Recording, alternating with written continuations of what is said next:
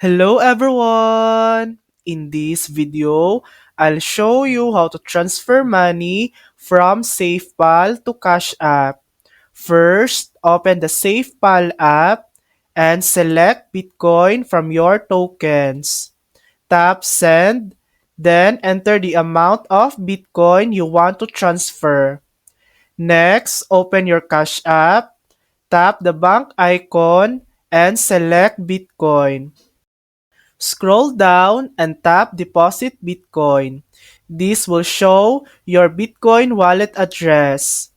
Copy that address, go back to SafePal, and paste it in the recipient field. Finally, tap Send to confirm your transfer. Your Bitcoin will be sent from SafePal to your Cash App wallet.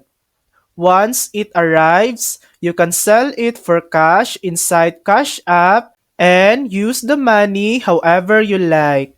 And that's how to transfer money from SafePal to Cash App.